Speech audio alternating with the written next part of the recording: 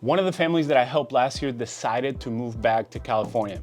Yeah, that's right, not everybody likes Austin, Texas. And on today's video, I'm gonna share with you some of the reasons why they decided to move back, and some of them may surprise you. So stay tuned for that. Actually, they surprised me quite a bit. And then also at the end, I'm gonna share with you a family that just moved from California to the area about 2 months ago. And then I'm also gonna share with you their pros and cons of living in the Austin area so far. So stay tuned for that. But let's get started with our first family that decided to move back to California. And let's just get started right away. Number one of the main reasons why they're moving back is the car dependency. They're just not used to depending on their car all the time to go to the store, to go to the movies, to go to a restaurant, to go to many different things that they need. They were not used to that. Let me give you some more context. This is a young couple. They were looking to start their family here in the Austin area because of affordability. One of them does not drive, the other one does, but they didn't realize how much they were gonna need their car to even just go do something simple like going to the store, going to the doctor, her going to get her nails done, things like that. They didn't realize how much they will need their car because everything, for the most part, is 10 to 15 minutes away from your house. Especially if you live in the suburbs, that is gonna be the case.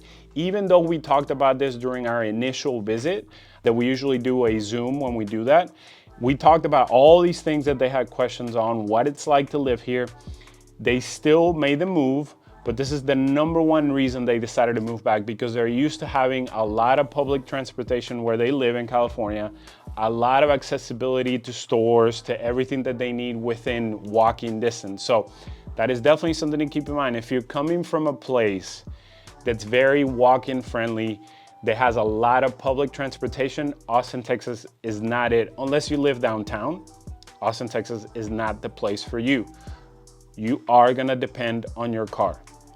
Number two, and this one surprised me because they come from the LA area. And as far as I know, from everybody that we've helped from the California area, traffic over there is a lot worse than here, but according to them, traffic is rough. Now, to me as a Texan, right, I've been here most of my life, whether it was in Dallas and Houston or here, to me, traffic has gotten a lot worse. But when you talk to outsiders that come in, they're like, oh man, that is nothing. But to them, traffic was rough. They said that there was too much construction going around. They said that everywhere they went, there was traffic, especially during the peak hours, like, from 7 a.m. to 9 a.m. and then in the afternoon from 4 to 7 p.m. So that is definitely something to keep in mind. To me, traffic has gotten a lot worse, especially in the last 5 to 6 years. To them, they also reported that being the case. But then you talk to some people that come, again, from the LA area, and they're like, oh, this is nothing. Or they come from the Northeast, let's say New Jersey or New York, and they said, this is nothing, Julio, compared to those areas. So that is definitely something to keep in mind. If you come from a smaller town or a smaller area around the country, this is the reality of living in Austin, Texas, especially in the suburbs. To get to downtown Austin, on average, especially during peak hours, you're gonna be looking at anywhere from 35 to 45 minutes, maybe more. If there's an accident, if there's new construction going around, that's definitely gonna be the case. Now, something to keep in mind, here in the near future, actually as we speak, I-35, which is the main interstate cutting across north and south through Austin, is about to go through a huge renovation project. Especially in the downtown area, they're gonna cap it and then they're gonna flow the traffic underground, and that is just gonna bring insane congestion to the area. I can already see it. And this project is supposed to last like 5 to 7 years, and let's be honest, that's probably gonna be more like 10 years to 12 years because just how everything goes around here. So keep that in mind. I-35 traffic is only gonna get worse. And if you've been watching the channel for a while, I am not a fan of I-35. I try to avoid it as much as possible. Okay, number three, the city, and this is one that's surprising and maybe surprising to you too, the city is bigger than expected. And so I asked them, I was like, hey, can you elaborate a little bit more on that? What do you mean by the city is bigger than expected? And what they told me is that, hey, Julio, we're young. Yeah, we were looking to start a family. We're in our early to mid 30s. And we were still looking to go into downtown Austin, check out a restaurant, maybe check out a club, check out a bar, grab a couple of drinks, nothing crazy. And we just didn't realize that living in the suburbs would still take us 30 minutes to get into downtown Austin. We thought that it would be a lot closer than that. So I think that's what they mean by that. Even though, again, you know, I've been in Texas for a while and distances are really nothing to us if you ask any Texan, because the state is so huge and you just kind of become conditioned to it. But to an outsider, somebody that's coming from out of town, let's say California, even though California as a state is really big, but anybody coming from out of town, they may not realize the distances, right? Even though you get used to it, to other people may be a lot. So that is definitely something to keep in mind. They mentioned that the city is bigger than expected. So commute time is anywhere, again, from 25 minutes to an hour, right? I know it could be those extremes. I'm losing my notes here. And this one may not come as a surprise to you guys because, let's be honest, it's Texas, it's the weather. It gets hot. Right now, it is August. That is why I'm wearing white.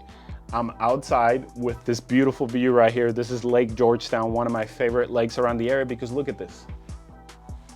Completely empty, quiet most of the time, if not 80% of the time. Beautiful. If you're looking for a place like this, you know what to do. Shoot me a text, send me an email, or schedule that Zoom. And look, you can live near this. But okay, back to the video, back to the cons of living in Austin, Texas. The weather. It is hot, it is humid. That is one thing. We're gonna talk about the other cons that is related to the weather. It's not so much the temperature, even though I'll give you an example for the forecast today. It's gonna be about 97 degrees, 98 degrees, which is very normal for August. If anything, it's actually below average, because typically around this time of the year, we're anywhere from 102, 103, even as high as 108. But then when you add the humidity, guys, right now, I am sweating already, and I've only been making this video for about 5 minutes. And hey, that is a reality of living in Texas. It gets hot. As soon as you walk outside, you will start sweating. You will learn to love the AC. The beautiful thing about living in Texas is there's AC everywhere. Everywhere you go, stores, restaurants, bars, your car, of course, your house. You know, drinking on the patio and doing those things in Texas is very common. And so what they've done to get around the heat somewhat, not really, is that they put fans with misters, right? To combat the weather. But regardless, the weather. Now, here's another thing to keep in mind with the weather, is that it can be extreme. You can go from hot and sunny like this to a thunderstorm the next minute, where it is pouring down rain with hail, thunder, you name it, high winds, and then an hour later, it's just like this again. Another thing to keep in mind, in the winter, you wouldn't expect Texas to get cold. Well, nowadays, especially in the last 5 to 6 years, it gets cold.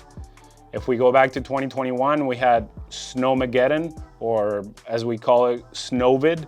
COVID, we have many nicknames for it. I lost water and power for about 3 days. And it's because the infrastructure in Texas is not equipped to deal with cold weather, especially extreme cold weather, because we got into the teens. And that doesn't happen in Texas, but apparently in the last 5 to 6 years, call it global warming, call it whatever, it's happening. So that is something that you need to be prepared for. Now, how long does it last? It's typically a week or two. And then you get back to this, or in the winter, you get back to beautiful weather in the 80s, and then at night in the 50s, 60s. So we do have that. And we have a lot of sun, a ton of sun. But for them, they said, hey, Julio, we want more of that steady weather that we get in California. We don't like these extremes. Number 5, and again, I'm not gonna get into this discussion, especially lately with kind of the, you know, the vibe of the country, let's say, but they were surprised as to how conservative at times Austin was, right? Not the city of Austin, but according to them, as soon as you got out to the suburbs, they were like, oh, you know, we just didn't realize that, you know, you get more of that conservative climate as far as politics go, right? And let me be honest, we're still in Texas, guys. This is a red state. You know, whether you're red or blue, we're still in Texas. Now, Austin has always been an anomaly compared to the rest of Texas, right? It's always been the blue dot in a red sea, right? And that is still the case, especially the city of Austin. That's why, you know, I don't know if you heard the term keep Austin weird. It's always been weird in the sense that it's always been different than the rest of Texas, but that is changing, you know, especially with all the people migrating to this area. A lot of the vibe is changing. However, if you go about 45 minutes to an hour out, you are in Texas. and it's more conservative. So that is something to keep in mind. Whether you lean one side or the other, or whether you're in the middle, that is definitely something to keep in mind, is the politics may affect your lifestyle or the way you live. You may feel safer, you may not feel safe. Whichever way you lean, that is definitely something to keep in mind. Number 6, and this one actually kind of surprised me because a lot of people that reached out, they're excited about this one. But they basically mentioned there's not a lot of things to do. And I was like, And again, this just may be them in particular. So again, take all these with a big grain of salt because everybody's different. But one of the things is like, hey, we don't have the beach. We don't have a mountain. We don't have river. You don't have a ton of rivers and lakes. And I was like, well, I mean, we are in the hill country and you have rivers and you have lakes, but I get it. It is true. You know, you don't have the Sierras, right? You don't have the different mountain ranges that you have in California. You definitely don't have you have a coast, but you're about 4 to 5 hours away. You're landlocked in Austin for the most part, but we do have a ton of lakes, Exhibit A. And so, but to them, they were like, yeah, we wanted more things to do, especially, you know, we miss the ocean. We miss being able to get to the ocean less than an hour. We also miss to go to the mountains, the big mountains, less than an hour. So that is definitely something to keep in mind as far as like things to do. When they said that, I was like, oh, okay, I get it. You're talking about more of the ocean, the mountains, you know, more rivers and lakes and things like that. As far as things to do, at least what I hear from outsiders and people that had just moved out here, they're like, man, this is a fun city. There's always something going on, especially if you're of the generation of, let's say, Gen Z, millennial like myself, and then even Generation X. There's a ton of things to do, ton of activities every single weekend. Hey, I don't mean to leave you out, boomers. My parents are boomers and they enjoy going into Austin, checking out the farmers market or checking out a new festival, things like that. So there's activities for everybody. I'm not gonna leave anybody out. But that is definitely something to keep in mind with that last one, is that they mentioned that there isn't a whole lot to do in Austin, Texas. Okay, now let's flip it. I asked them, I was like, okay, you know, thanks for sharing all these things. I get it that this isn't the city for you. It's not for everybody. It is not perfect. Now share with me some of the positives. Okay, so I'll run this through these fairly quickly, but to them, they enjoyed that there was no state income tax. So if you're coming from California and you paid all those extra taxes, you don't have to deal with it here anymore. However, because you know that I like to be honest and transparent, we have property taxes and they're one of the highest in the country. So keep that in mind when you're running your numbers. Number 2, huge grocery stores. If you guys have been watching me for a while, I love my H-E-B. And everybody that moves to the area, they love an H-E-B. The fact that you get fresh tortillas, I mean, come on now. Fresh tortillas, you even have a sushi bar, which some people are saying gross. But hey, you have that, and just H-E-B is awesome. I know I'm biased, but it's awesome. Number 3, opportunities for houses. And we'll get into this later, but yes, there is a ton of opportunities, whether you're a first-time home buyer, or this is your second home and you just sold in California, or maybe you're looking for your dream home on some land. We have it here everywhere, and we have a ton of inventory right now, which means that you as a buyer, if you're thinking about buying, which you know what to do, reach out to the number, the email, or schedule a Zoom and we can help you through the process. There's a ton of opportunities for you as buyers. There's a ton of leverage. We've been able to negotiate $30,000, $40,000, $50,000 off the price or in credits. And then some of the things that the builders are offering right now, I mean, just give us a call and the team can help you. You will not believe some of the offers right now, and we can help you find those offers, guys. And don't be shy to reach out. I know some of you here in Texas are watching. We can help you through the process. Instead of doing it all alone, taking on this big, overwhelming task of deciding where you live, just let us help you, because we're working from you. We're not working for the builder or the seller. We're working for you, and we can help you cut out all that overwhelming task of finding out the right areas, the right prices, the right communities. We can do all of that for you. Okay, the next one. They did mention that it's a fun city vibes, even though that kind of contradicts the other one. Strong tech job market. So he actually was working for Tesla, and he enjoyed the fact that he did transfer over here to work for Tesla. And he did mention that sometimes they were making him work a ton of hours and he was not enjoying that.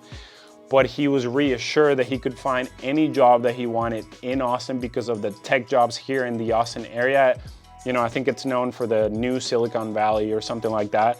But the tech industry has a strong presence in Austin. So if you're looking for a job, more than likely you're gonna find one here.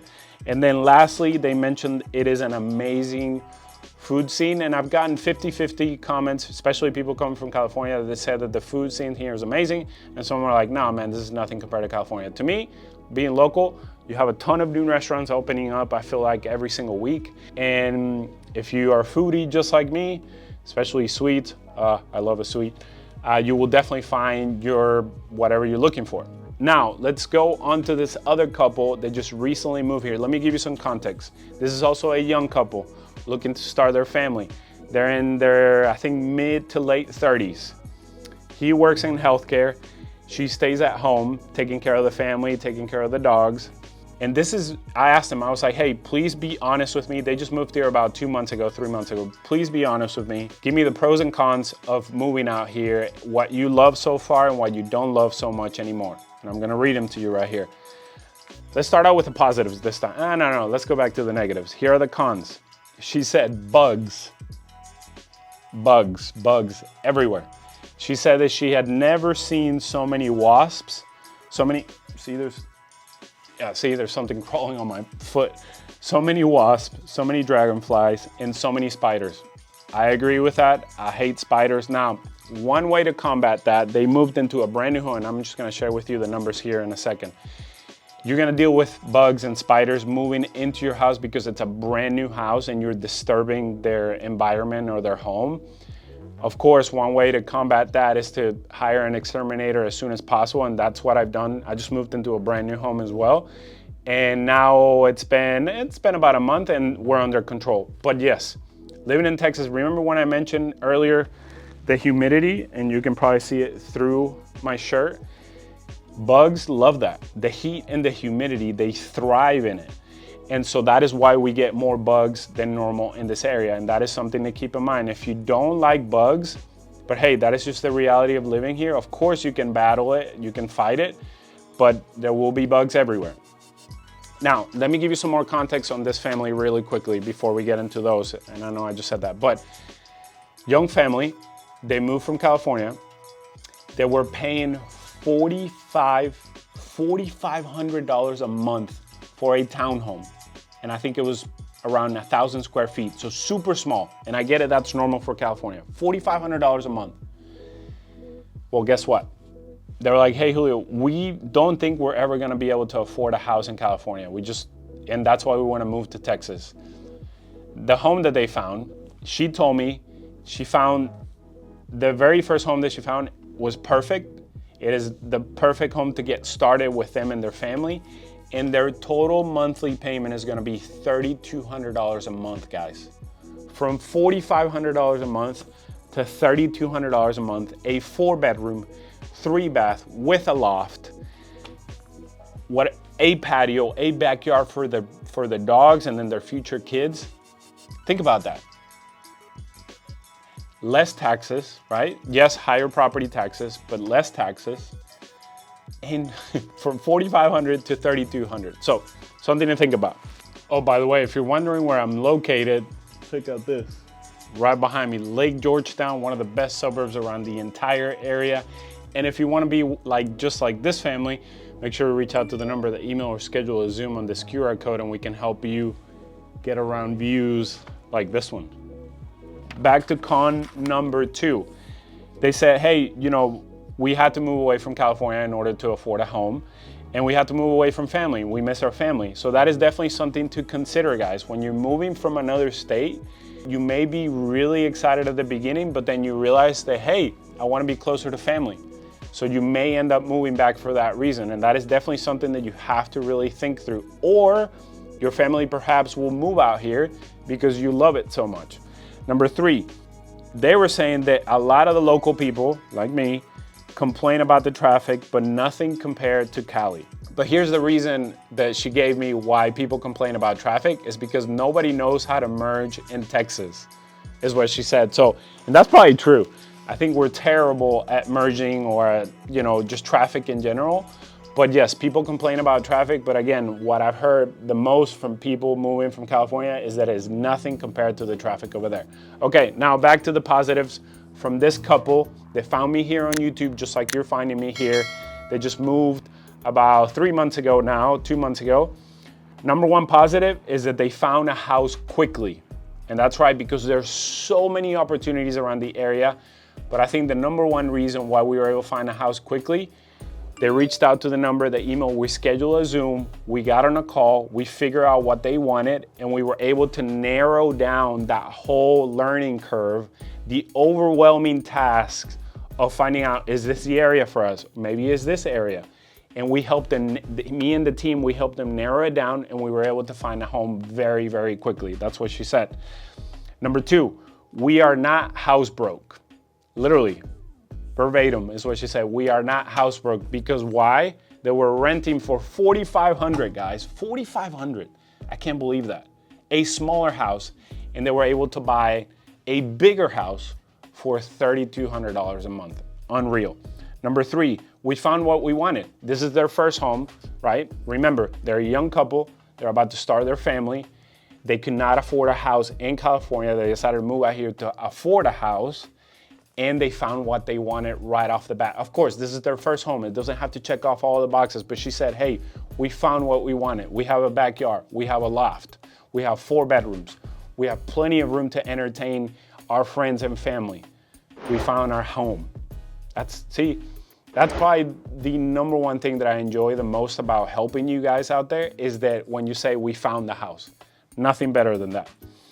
And then number 4, which this is surprising, I told you guys that some of the reasons here on this video were gonna be surprising, is that they said we're close to everything.